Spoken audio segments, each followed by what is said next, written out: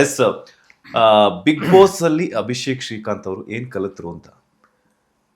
Big ಬಾಸಲ್ಲಿ ಕಲ್ತಿದ್ದೀನಂದರೆ situations ಏನೇ ಬರಲಿ, ನೀನು ಆದಷ್ಟು ನಿನ್ನ ಇಮೋಷನ್ಸ್ನ ಕಂಟ್ರೋಲ್ ಮಾಡಿ ಇಟ್ಕೊಳಕ್ಕಾಗತ್ತಾ, ಆ ಟೆಸ್ಟ್ ಇದೆಲ್ಲ ಇಟ್ ವಾಸ್ ವೆರಿ ಇಂಪಾರ್ಟೆಂಟ್. ಯಾಕಂದರೆ ಅದು ಬರೀ ಒಂದು ಟಾಸ್ಕ್ ಅಂತಲ್ಲ, ಒಂದು ಮನೇಲಿ ಬರೋ ಸಿಚುವೇಶನ್ ಒಂದೇ ಅಲ್ಲ. ನನಗೂ ಕೂಡ ಐ ಫೇಸ್ ಅಲ್ಲ, ನಾನು ಹೇಳ್ದಂಗೆ ವೇಟ್ ಲಾಸ್, ಆಮೇಲೆ ಇವಾಗ ನನ್ನ ಹೇರ್ ಫಾಲ್ ಆಗಿರ್ಬೋದು, ಆಮೇಲೆ ಬಿಯರ್ಡ್ ಪ್ಯಾಚಸ್ ಬರೋದಾಗಿರ್ಬೋದು. ದೀಸ್ ಆರ್ ಆಲ್ ಮೆಂಟಲಿ ತುಂಬ ಡ್ರೈನಿಂಗ್ ಥಿಂಗ್ಸ್. ಯಾಕಂದರೆ ಕ್ಯಾಮ್ರಾ ಮುಂದೆ ಇದ್ದಾಗ you want to look the best, you want to feel very confident. ಯಾಕಂದ್ರೆ ಅಷ್ಟು ಜನ ನೋಡ್ತಿರ್ತಾರೆ ಅಂತಂದಾಗ ಯಾರಿಗೇ ಆಗಲಿ, ಇವಾಗ ಮೇಕಪ್ ಯಾಕೆ ಮಾಡ್ಕೋತಿರಲಿ, I want to look my best ಅನ್ನೋದಕ್ಕೆ ಮೇಕಪ್ ಮಾಡ್ಕೋತಿರ್ತಾರೆ. Why do you dress up? Because I want to look the best.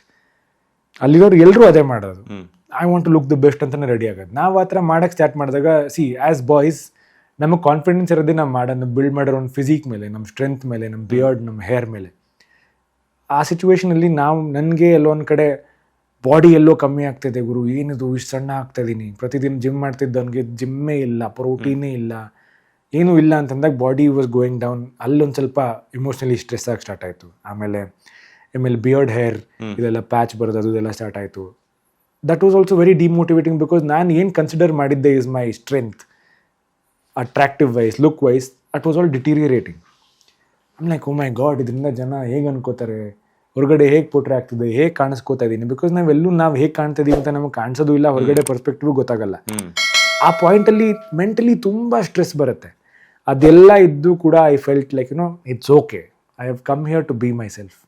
ಇದರಿಂದ ನಾನು ಯಾರಿಗೂ ಹರ್ಟ್ ಮಾಡಬಾರ್ದು, ಇದರಿಂದ ನನ್ನ ಕ್ಯಾರೆಕ್ಟರ್ ನಾನು ಡೌನ್ ಮಾಡ್ಕೋಬಾರ್ದು.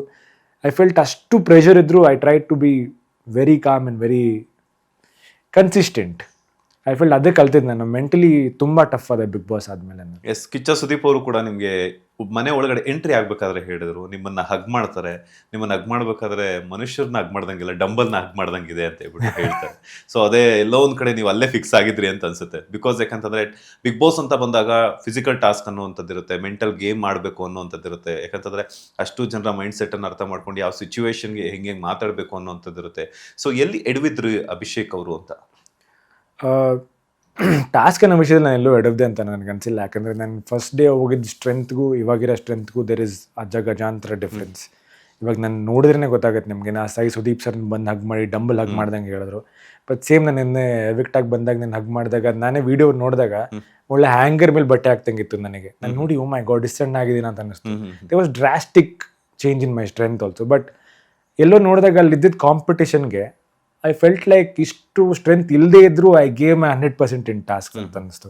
ಯಾಕಂದರೆ ಎಲ್ಲೋ ಒಂದು ಕಡೆ ಯಾವುದೂ ಟಾಸ್ಕ್ ನಾನು ಎಕ್ಸ್ಟ್ರೀಮ್ಲಿ ಸೋತಿಲ್ಲ. ಮೇ ಬಿ ಫಸ್ಟ್ ಬರ್ದಿಲ್ದೇ ಇರ್ಬೋದು, ಬಟ್ ಸೆಕೆಂಡು ಥರ್ಡಲ್ಲೇ ಇದ್ದೆ ನಾನು. ಅಷ್ಟು ಸ್ಟ್ರೆಂತ್ ಇಲ್ಲದೇ ಇದ್ದರೂ I thought I did really well in task. ನಾನು ಎಲ್ಲಿ ಐ ಥಿಂಕ್ ನಾನು ಸ್ವಲ್ಪ ಕಮ್ಮಿ ಆದೆ ಅಂತ ಅನ್ಸಿದ್ರೆ, ಎಲ್ಲೋ ಒಂದು ಕಡೆ ನಾನು ಇನ್ನು ಸ್ವಲ್ಪ ಲೈವ್ಲಿ ಆಗಿರಬೇಕಾಗಿತ್ತು, ಇನ್ನು ಸ್ವಲ್ಪ ಎನರ್ಜಿ ಕೊಟ್ಟು ಮಾತಾಡಬೇಕಾಗಿತ್ತು, ಸಿಚುವೇಶನ್ಸ್ನ ಇನ್ನು ಸ್ವಲ್ಪ ಎನರ್ಜಿನ ಹ್ಯಾಂಡಲ್ ಮಾಡಬೇಕಾಗಿತ್ತೇನೋ. ಬಟ್ ನಾನು ಯಾವ ಥರ ಯೋಚನೆ ಮಾಡೋಕ್ಕೆ ಸ್ಟಾರ್ಟ್ ಮಾಡಿದೆ ಅಂತಂದರೆ, ಎವ್ರಿ ಸಿಚುವೇಶನ್ ನೀನು ಲೌಡಾಗೆ ಡೀಲ್ ಮಾಡಬೇಕು ಅಂತ ಏನಿಲ್ಲ. ಇವಾಗ ನಾನು ಲೌಡಾಗಿ ರಿಯಾಕ್ಟ್ ಮಾಡಿ ನೀವು ಲೌಡಾಗಿ ರಿಯಾಕ್ಟ್ ಮಾಡ್ತೀನಿ, ಹಂಗದ್ದು ಬೆಳ್ಕೊಂಡೇ ಹೋಗುತ್ತೆ ಹೊರತು ಪ್ರಾಬ್ಲಮ್ ಸಾಲ್ವ್ ಆಗಲ್ಲ, ಅದರಿಂದ ಡಿಸ್ಟೆನ್ಸ್ ಕ್ರಿಯೇಟ್ ಆಗುತ್ತೆ. ಸೊ ನಾನು ಯಾವ ಥರ ಯೋಚನೆ ಮಾಡ್ತಿದ್ದೆ, ಫಸ್ಟು ಪ್ರಾಬ್ಲಮ್ ಏನು ಅಂತ ಅರ್ಥ ಮಾಡಿಕೊಂಡು ಒಂದು ಸ್ಟೆಪ್ ಹಿಂದೆ ಹೋಗಿ, ಇಷ್ಟು ಸಿಂಪಲ್ಲ, ಒಂದು ಸಾರಿ ಕೇಳಿದ್ರೆ ಏನು ನೀನು ದೊಡ್ಡವನಾಗಲ್ಲ ಚಿಕ್ಕವನಾಗಲ್ಲ, ನೀನು ತಪ್ಪಿದೆ ಅಂತಂದರೆ ಐ ಆಮ್ ಸಾರಿ, ನೀನು ತಪ್ಪು ಮಾಡಿದೆ, ಆ ಥರನೇ ಇತ್ತು. ಸ್ಟಾರ್ಟಿಂಗಲ್ಲಿ ನಾನು ತುಂಬ ಸ್ಟ್ಯಾಂಡ್ ತೊಗೊಂಡು ನಮ್ಮ ಟೀಮ್ ಮೇಟ್ ಪರಾಗ ಎಲ್ಲ ನಿಂತ್ಕೊಂಡು ನಾನು ತುಂಬ ಥರ ಹೊಡೆದಾಡಿದ್ದೀನಿ, ಹೋರಾಡಿದ್ದೀನಿ, ಎಲ್ಲ ಮಾಡಿದ್ದೀನಿ. ಬಟ್ ಹೋಗ್ತಾ ಹೋಗ್ತಾ ಏನಾಯಿತು ಅಂದರೆ, ಇಡೀ ಮನೆಯವ್ರಿಗೆ ಗೊತ್ತಾಯಿತು ದ್ಯಾಟ್ ನಾವು ಸುಮ್ಮನೆ ಜಗಳ ಆಡಲ್ಲ ಅಂತಂದಾಗ, ಏನೇ ಸಿಚುವೇಶನ್ ನಮ್ಮಿಬ್ಬರ ಮಧ್ಯೆ ಏನೋ ಒಂದು ಕಾನ್ಫ್ಲಿಕ್ಟ್ ಆಯಿತು ಅಂತ ಅಂದ್ಕೊಳ್ಳಿ, ಅವಾಗ ಅವ್ರು ತಪ್ಪು ಅಂತ ಹೇಳಿದಾಗ ಅವರು ಅದನ್ನು ಅರ್ಥ ಮಾಡಿಕೊಂಡು ಕರೆಕ್ಟ್ ಮಾಡ್ಕೊಂಬಿಡೋರು. ಆ ಥರ ಮಾಡ್ಕೊಂಡಾಗ ನಮ್ಗೆ ಎಲ್ಲೂ ಅದು ರಿಯಾಕ್ಟ್ ಮಾಡೋಕ್ಕೆ ಸಿಚುವೇಶನ್ ಸಿಕ್ಕಿರಲಿಲ್ಲ. ಎಲ್ಲೂ ಜಗಳ ಆಡಬೇಕು, ಎಲ್ಲೂ ಕಿರ್ಚಾಡಬೇಕು ಅಂತ. ಇವಾಗ ನಿಮ್ಮ ಕಡೆಯಿಂದ ಒಂದು ರಿಯಾಕ್ಷನ್ ಬಂದರೆ ತಾನೇ ನಾನು ರೆಸಿಪ್ರೊಕೇಟ್ ಮಾಡೋಕ್ಕೆ ಸಾಧ್ಯ. ಅದು ಬರ್ತಾನೆ ಇಲ್ಲ, ನಾನು ಸುಮ್ಮನೆ ಏನಕ್ಕೆ ರಿಯಾಕ್ಟ್ ಮಾಡಲಿ, ಸುಮ್ಮನೆ ಏನಕ್ಕೆ ನಿಮ್ಮನ್ನೇ ಕೆಣಕ್ಲಿ, ನನ್ನ ಹತ್ರ ವ್ಯಕ್ತಿ ಅಲ್ಲ. ಸೊ ನೀವು ಪೀಸ್ಫುಲ್ ಆಗಿದ್ದಾಗ ನಾನು ಪೀಸ್ಫುಲ್ ಆಗಿದ್ದೆ. ಅದು ಬಿಟ್ಟರೆ ನನಗೆ ಬೇರೆ ಎಲ್ಲಿ ಚಾನ್ಸ್ ಸಿಕ್ತು to perform was in tasks. I think I have done good, not excellent, at least good ಆಗಾರು ಪರ್ಫಾರ್ಮ್ ಮಾಡಿದ್ದೀನಿ. ಆಮೇಲೆ ಒಂದು ರೋಲ್ ಅಂತ ಬಂದಾಗ ಐ ಪ್ಲೇಡ್ ಮೈ ರೋಲ್ 100% ರೋಲ್ಗೆ ಎಫರ್ಟ್ ಹಾಕಿದ್ದೀನಿ. ಇವಾಗ ಪ್ರಿನ್ಸಿಪಲ್ ಟಾಸ್ಕ್ ಅಂತ ಬಂತು, ಸ್ಟೂಡೆಂಟ್ ಆಗಿದ್ದಾಗ ಕೂಡ I was almost top 2 in student of the week ಬರಬೇಕಾಗಿತ್ತು. ಅಲ್ಲೂ ಡ್ಯಾನ್ಸ್ ಇತ್ತು, ಆಮೇಲೆ ಸ್ಕಿಟ್ ಇತ್ತು, ಎಲ್ಲ ಮಾಡಿದೆ. ಮ್ಯಾನೇಜರ್ ರೋಲ್ ಅಂತ ಬಂತು, ಅಲ್ಲೂ ಐ ಗೇವ್ ಮೈ 100%. ಒಂಚೂರು ಸ್ಮೈಲ್ ಮಾಡಿದೆ, ಆದಷ್ಟು ಕಾಮಾಗಿದ್ದು, ಐ ಗೇಮ್ 100%. ಮೆಂಟಲ್ ಟಾಸ್ಕ್ ಅಂತ ಬಂದಾಗ ನನ್ನ ಕ್ಯಾಪ್ಟನ್ಸಿ ಟಾಸ್ಕ್ ಮೆಂಟಲ್ ಇತ್ತು, ಲೈಕ್ ಅದು ಟೈಮ್ ಕೌಂಟ್ ಮಾಡಬೇಕಾಗಿತ್ತು. I think I did good there also. ಆಮೇಲೆ ಫಿಸಿಕಲ್ ಟಾಸ್ಕ್ ಅಷ್ಟಿದ್ವಿ, 4 ಜನ ಹೆಂಗಿದ್ದಾರೆ ಎಲ್ಲರೂ, ಹ್ಯೂಜ್ ಪೀಪಲ್. ಅದು ಹೋಗಿ ಮಡಿಕೆ ಹೊಡೆಯೋದು ಅದೆಲ್ಲ, I played with very strong people. I felt ಅಲ್ಲೂ ಎಲ್ಲೋ ಗೆದ್ದೆ ಅಂತ. ಆಮೇಲೆ ಬ್ಯಾಲೆನ್ಸಿಂಗ್ ಟಾಸ್ಕ್ ಇತ್ತು. ಐ ಫೀಲ್ ಟಾಸ್ಕ್ ಅನ್ನೋ ವಿಷಯದಲ್ಲಿ ಐ ಡಿಡ್ ವೆಲ್ ಅಂತಲೇ ಅನಿಸುತ್ತೆ. ಬಟ್ ಅದೇ ಎನರ್ಜಿ ಸ್ವಲ್ಪ ಇರಬೇಕಾಗಿತ್ತು and I should have been more lively. But ಏನಾಗ್ತಿತ್ತು ಅಂದರೆ ನನಗೆ ಎಂಡ್ ಆಫ್ ದಿ ಡೇ ನೀವೆಲ್ಲೋ ಒಂದು ಪರ್ಫಾರ್ಮ್ ಮಾಡಿರ್ತೀರ. ನಾನು ಬೆಳೆದಿದ್ದ ವಾತಾವರಣ ಹೇಗಿದೆ ಅಂದರೆ I always been to myself. ನಾನು ಒಬ್ಬೊಬ್ಬನೇ ಇದ್ದ ಅಭ್ಯಾಸ, ಟು ರಿಲ್ಯಾಕ್ಸ್, ಏನೋ ಯೋಚನೆ ಮಾಡೋಕ್ಕೆ. ಒಂದೇನೋ ಸಿಚುವೇಶನ್ ಆಗಿರುತ್ತೆ, ಅಲ್ಲಿ ಮಾತಾಡಿರ್ತೀವಿ, ಓಡಾಡಿರ್ತೀವಿ, ಜಗಳ ಆಡಿರ್ತೀವಿ, ಅವ್ರು ಆ್ಯಕ್ಟ್ ಮಾಡಿರ್ತೀವಿ ಅಂತ. ಇನ್ನೂ ಸಿಂಪಲ್ಲಾಗಿ ಹೇಳ್ಬೇಕಂದ್ರೆ ಶೂಟಿಂಗ್ ಇದ್ದಾಗ ಮಾರ್ನಿಂಗ್ ಬಂದು ಮೇಕಪ್ ಮಾಡಿಕೊಂಡು ಸ್ಕ್ರಿಪ್ಟ್ ಕೊಡ್ತಾರೆ, ಎಲ್ಲರ ಜೊತೆ ಬರಿತೀವಿ, ಖುಷಿಯಾಗಿರ್ತೀವಿ, ಆ್ಯಕ್ಟಿಂಗ್ ಎಲ್ಲ ಮಾಡಿ ಕಟ್ ಅಂತ ಪ್ಯಾಕಪ್ ಅಂದಾಗ ಐ ಗೋ ಬ್ಯಾಕ್ ಹೋಮ್, ನಾನು ಒಬ್ಬನೇ ರಿಲ್ಯಾಕ್ಸ್ ಆಗಿ ಐ ಬಿ ಮೈ ಸೆಲ್ಫ್. ಅದು ನೆಕ್ಸ್ಟ್ ಡೇ ಮತ್ತೆ ಕಂಟಿನ್ಯೂ ಆಗುತ್ತೆ. ಇಲ್ಲಿ ಏನಾಗಿದೆ 24/7 ಇತ್ತಲ್ಲ, 24/7 ಇದ್ದಾಗ ಐ ಕೆನಾಟ್ ಬಿ ಪರ್ಫಾರ್ಮಿಂಗ್ 24/7. ನಾನು ಎಲ್ಲೋ ಅದನ್ನು ಫೋರ್ಸ್ ಮಾಡ್ತಾ ಹೋಗಿದ್ದಾರೆ 24 ಗಂಟೆ. ಎಲ್ಲೋ ನನ್ನ ಇಷ್ಟಪಡೋ ಜನಕ್ಕೆ ನಾನು ತುಂಬ ಫೇಕಾಗಿ ಕಾಣಿಸ್ತಿದ್ನೇನೋ, ಎಲ್ಲೋ ಇಲ್ಲದೇ ಇರೋ ಪರ್ಸ್ನಾಲಿಟಿ ನಾನು ತೋರಿಸ್ಕೋತಿದ್ನೇನೋ ಅಂತ ನನಗನ್ಸುತ್ತೆ. ಸೊ ಮೇ ಬಿ ನಾನು ಸೈಲೆಂಟ್ ಆಗಿದ್ದಾಕೆಂದರೆ ದಟ್ ವಾಸ್ ಮೈ ಪರ್ಸ್ನಾಲಿಟಿ. ಇರೋ ಕಡೆ ಮಾತಾಡಿದ್ದೀನಿ, ಟಾಸ್ಕ್ ಆಡೋ ಕಡೆ ಆಡಿದ್ದೀನಿ, ಎಲ್ಲಿ ನನ್ನ ಅವಶ್ಯಕತೆ ಇರಲಿಲ್ಲ. ಇವಾಗ ಯಾವುದೋ ಒಂದು ಸಣ್ಣ ವಿಷಯಕ್ಕೆಲ್ಲ ಜಗಳ ಆದಾಗ ಫಸ್ಟ್ ಆಫ್ ಆಲ್ ಅದು ಅರ್ಥ ಮಾಡ್ಕೊಳಕ್ಕೆ ಟೇಕ್ಸ್ ಟೈಮ್. ಅಲ್ಲಿರೋರು ಪ್ರತಿಯೊಬ್ಬರು ಒಂದೊಂದು ಸಿಚುವೇಶನ್ ಜಗಳ ಆಡೋಕ್ಕೆ ಸ್ಟಾರ್ಟ್ ಮಾಡ್ತಾರೆ. ಅಂದರೆ ವೆರಿ ಲೌಡ್ ಪೀಪಲ್ ಇರ್ತಾರೆ. ನನಗೆ I chose clarity over Kia's, if that make sense. Clarity over Kia's. Kia's is everywhere.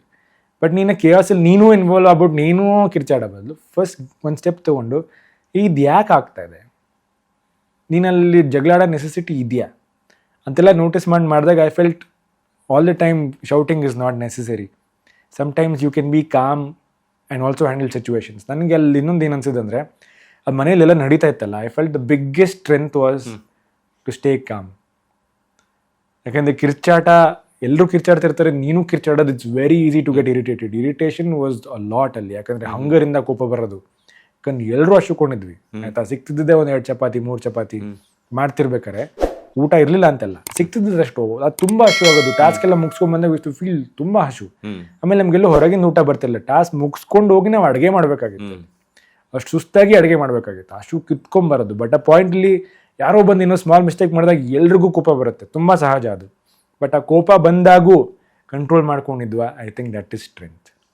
So ಯಾವುದೇ ಸಿಚುವೇಶನ್ಲಾದರೂ if you are able to control your anger, ನನ್ನ ಪ್ರಕಾರ ಅದು strength. So I think I did that role. Latest ಹಾಗೂ interesting ಸುದ್ದಿಗಳಿಗಾಗಿ Boss TV Kannada ಚಾನೆಲ್ನ subscribe ಮಾಡಿ. ಹಾಗೆಯೇ ಬೆಲ್ ಐಕಾನ್ ಪ್ರೆಸ್ ಮಾಡಿ. ಇದರ ಜೊತೆಗೆ ಫೇಸ್ಬುಕ್, ಇನ್ಸ್ಟಾಗ್ರಾಮ್, ಎಕ್ಸ್ನಲ್ಲೂ ಮಿಸ್ ಮಾಡದೆ ಫಾಲೋ ಮಾಡಿ.